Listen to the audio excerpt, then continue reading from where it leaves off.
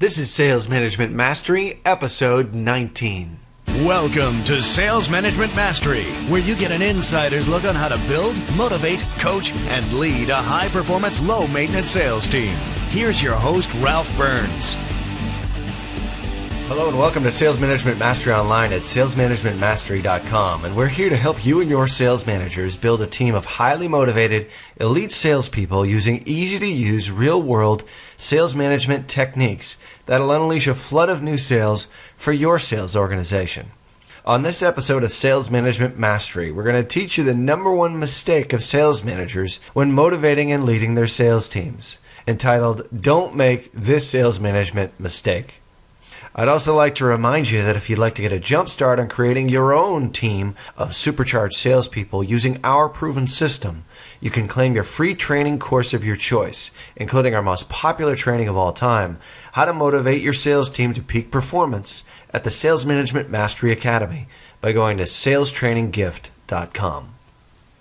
Now, in our continuing series here on motivational profiles of your salespeople and what you should do specifically with each one of those motivational profiles, and as we've talked about many times in this show, that you can't motivate all your salespeople and lead your salespeople exactly the same. Yes, you need to set the tone and you need to set out a vision of where you want the team to head, specifically over performance from a sales performance standpoint. But as far as leading and motivating, it really does come down to an individual tactics and individual techniques that you need to use with each one of your salespeople, because they're all motivated by different forces. And we've talked about in previous shows the 7 forces of sales motivation and how you can use that through a questionnaire that we've got inside the Sales Management Mastery Academy. And it's exclusively for our paid members for the Sales Management Mastery Academy, that you can go through that questionnaire and figure out exactly what kind of sales rep that you have based upon their motivational profile. So today we're going to be talking a little bit about the salesperson who's primarily motivated by what we call prizes.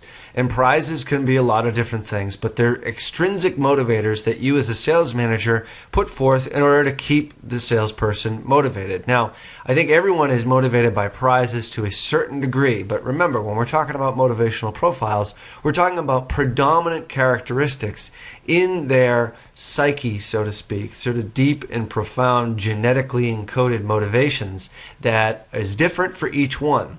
And as we talked about on last week's show, we talked a little bit about the salesperson who's primarily motivated by praise.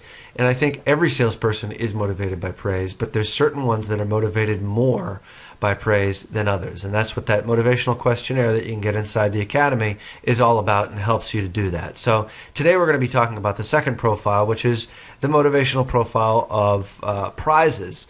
And prizes and external rewards and incentives can certainly greatly enhance performance. There's no question about it. I mean, there's all kinds of things that you can do as a sales manager to promote either competition within your sales team, to have prizes for a certain award, or maybe a quarterly award, a monthly award, a weekly award, that kind of thing. And certain salespeople are more motivated by this than others. So it's definitely an effective technique that you should use, although it needs to be used in a very specific ways so that it motivates instead of demotivates. We're going to get into that a little bit here today, and we might even need to talk about this on a second show as to how to specifically tailor-make your motivational strategies when you're dealing with those salespeople primarily motivated by prizes or rewards. The problem with rewards and the problem with prizes is that it can divert attention from the intrinsic reward of the task itself, meaning that, remember last week we talked about extrinsic versus intrinsic motivations.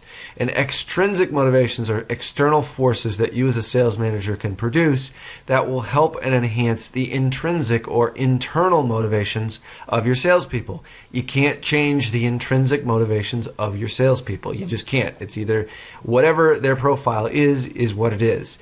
But it's up to you to figure out what that profile is and then produce external motivations or extrinsic motivations that'll enhance that intrinsic motivation. The problem with prizes, though, is that it puts all the focus on the external reward instead of the intrinsic reward of doing the task itself extremely well. So that's one of the first problems that we have with this kind of technique.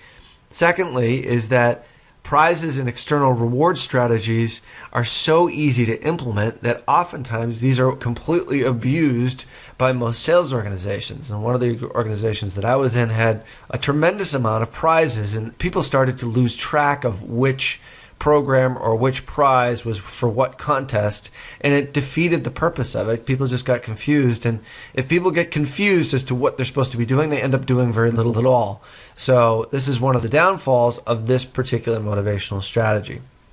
And like I said, as it's a very popular form of motivation, you can really get into an over-abuse factor, which lends to it being less and less effective.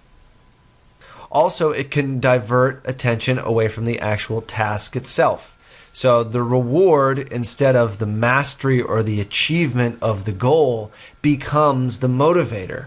Instead of having a good sales call or getting that sort of intrinsic feeling of achievement by accomplishing something or by getting a signed contract or making an appointment that leads to a sale, the external reward now becomes the motivator when it comes to rewards and to prizes. So it's something that you've got to really be careful of if you're going to implement any sort of prize sort of strategy.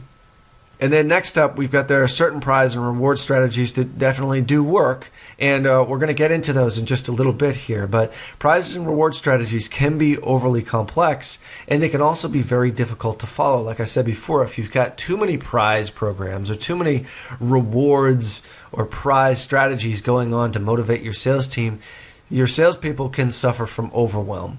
And oftentimes, the prizes and the rewards, how to attain them, become even more complex, and the salespeople just don't understand exactly how to get to them. Oftentimes, bonus plans and commission plans are so complex that it takes salespeople and even sales managers months and months, if not years, to master those commission plans. And sometimes prize plans or reward plans that are put into place to help motivate do the same thing. So you may suffer from overwhelm in a couple of different ways here. Now, prizes and external reward systems should definitely be used as a piece of your overall motivational strategy to be effective, but you should not have an over-reliance upon it. Everything that you do and every way in which you quote-unquote motivate your sales force shouldn't come back to rewards and prizes as the main motivator. You really want to get your salespeople to be intrinsically motivated by the tasks themselves. That's far more self-sustaining, because if you really look at prize strategies as a motivational and a reward kind of strategy to keep people motivated, it does not hold up over the long term. Prizes, rewards, and award systems, although they're, like I said, they're very easy to implement, they're rarely 100% successful making profound long-term performance changes. So you've got to keep that in mind. It might be helpful to do as a short-term boost, maybe a weekly contest for an iPod or something like that, or whoever makes the most appointments gets a gift certificate to a local restaurant, something like that. That's certainly helpful for a short-term strategy, but as far as your overall motivational approach, this should be really one small part to it.